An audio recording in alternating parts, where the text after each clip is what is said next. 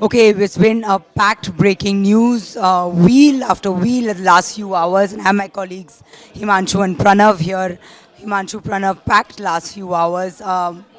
Inputs, I think, streaming in by this second. Active situation on the border, multiple states. I think it was around little when we hit prime time. First, the sirens went off in Jammu. The target was a Jammu airport, very clear from the start that the Pakistan was striking not only India's military bases, but India's civilian population. Tell us, how did they start? How did the late night development start? Tell us about the specific, what started in Jammu and then continued to areas in Kashmir, Rajasthan, Gujarat. Yes. So, Tanvi, at around 9, we got the first report from Pakistan drones attacking Jammu airport. Then we had reports of they attacked places like Satwari, Samba, Arespura, Arnia, the entire border. The rockets also, like sirens were also heard in Pokhran. It went to Jaisalmer and then down to Kutch as well. So the entire India's entire western border was basically, we came under attack today, to say the least.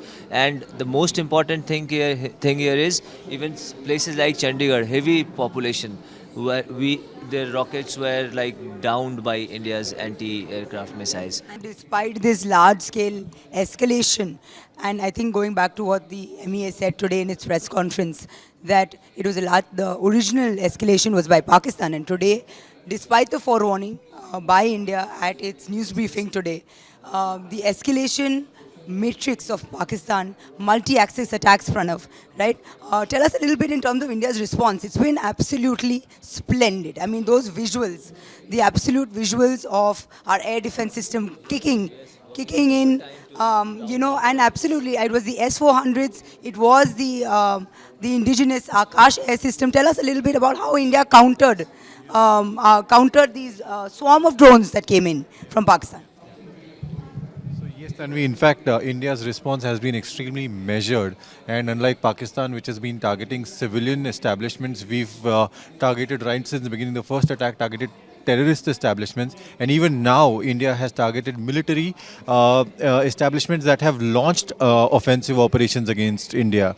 In terms of the drones coming in when sirens started going around, as you rightly said, S-400 and Akash, they intercepted and destroyed those incoming missiles and unmanned systems midway through air, and it was confirmed by the army that there is no damage or to life or equipment on ground. Yeah, that was splendid.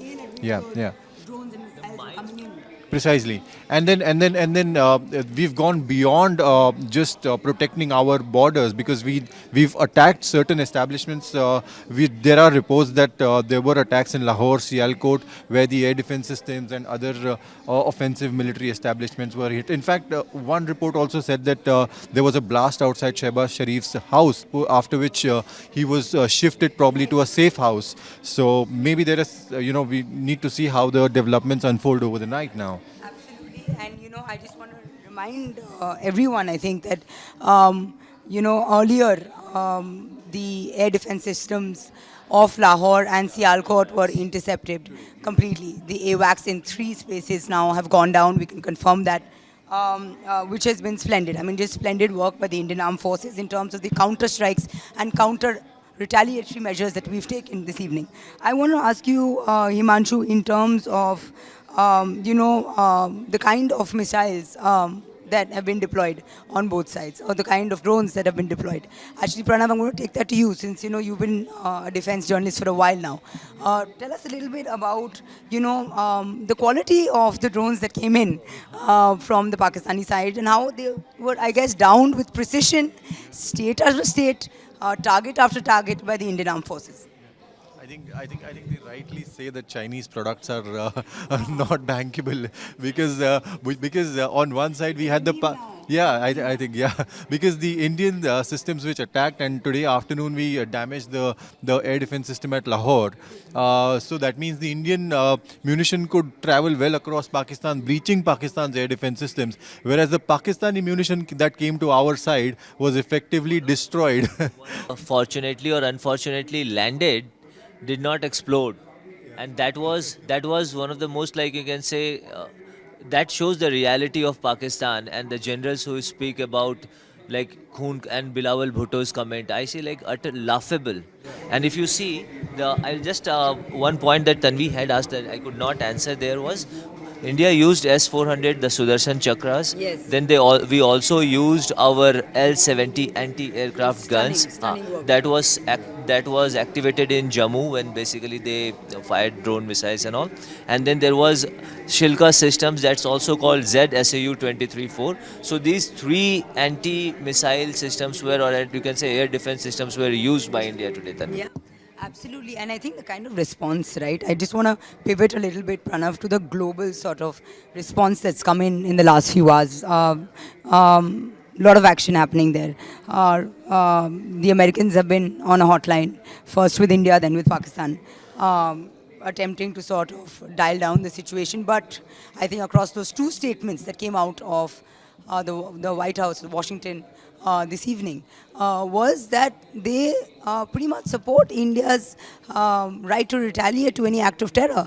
In fact, when I went through one of the statements of Rubio, he was very clear that Pakistan should act against its supporters of terrorists within, right? Which was very, very clear. That was as clear. Very, very different language here this time round. But I want to ask you in terms of, I believe the Shehbaz Sharif, you said, had moved.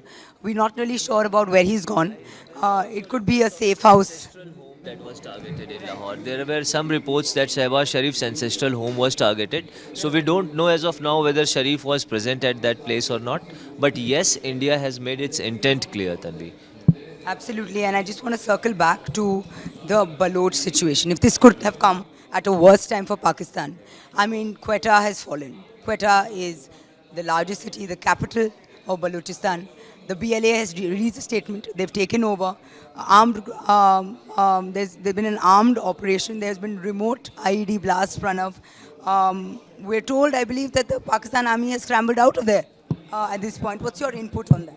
Well, I was talking to a very senior army general today, and he was saying that Pakistan is literally sitting on the brink of dismantling and disintegration because it is ruled by an army. I mean, a very, very powerful statement that the other nations have armies, but this is one army which has a nation to itself. And unfortunately, the people of that country do not support that army at all. It is led by, generals from one region and the corrupt men. And the men they are actually, the men they are leading are from regions that do not want to be with, them. So it's actually a matter of time that we probably might just end up seeing a disintegration of Pakistan army as well as the country itself. Absolutely, and I think that point brings me to the biggest Brahmastra. I think I believe the Indian Navy is closing in. There is an aggressive posturing. 26 warships now in the high seas, right? They've circled Karachi and the all of Arabian Sea. And I think if missiles are early morning, probably, I don't know what will be the timing, but what we gather the information is that if any response that India will make to this unnecessary provocation from Pakistan, it will be through its naval warships, so that the land and all areas are not under attack then. Yeah, well, that is still speculative. What we can confirm to our viewers is that top sources are saying that, there is aggressive posturing. It is an active situation. And the last time the Indian Navy came in, Pranav, a new country was formed, right? So we know the might, and I think Pakistan knows the might of the Indian Navy. Who better than Pakistan, Himanshu? And just one more point regarding Quetta. So the fall of Quetta is extremely critical because that's a very key city for Pakistan on its northwestern, and it's key for Balochistan. It links, there's a trade route that Pakistan has through via Quetta, and it goes to Kandahar in Afghanistan, and then it connects it to Iran. So if at all Quetta falls, this will be the... We have a breaking news coming in that there are pro-Imran Khan protests which have now broken out outside the jail. So it doesn't seem to stop. Implosion within India, sort of pressing at it with our military might. And I'm sure the Afghans are going to see this as a ripe opportunity to close in. What do you think? I think Beyond, I mean, what the amazing display that we have here is, one is the military might, and second is the entire economic blockade. We are using all the power required. I mean, we are blocking them at IMF, we are blocking them at World Bank. Then we are also probably banking upon or reinvigorating the aspirations of the groups that exist within Pakistan, which are kind of trying to or helping that country to disintegrate. You see this, that there's like a economy is in tatters. Yeah. There is a complete military, you can see, upheaval. We have also heard reports of that there's strong discontent with India or Pakistani military leadership, because they all this Punjabi dominated Pakistan military, and now the political turmoil. Like Imran Khan is in jail. There's huge protest from Pakistan Tehreek-e-Insaf party. So it's like on political, economic, and military front, it's all crumbling for Pakistan. And then the navy blocking the Karachi port and the access to sea, if at all that really comes to, yeah. I think Pranav, this Yeah, point yeah, being very, very rare. absolutely. What I mean to say is that blocking, if at all that comes true, then it might just mean a major dent to Pakistan's economy. And I think as we're closing this breaking news video, we will say that the three AWACS in Sargodha, Faisalabad and Multan are down.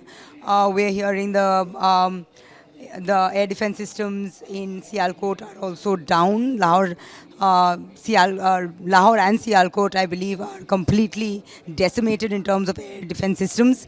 And we do know that early tomorrow morning or today morning, Friday morning, India time, 10 a.m. or 9 a.m., the MEA is coming in for a briefing. Is this Operation Sindoor 3.0? I think all eyes on that MEA press conference. We are here. Republic Digital is here. Republic World is here.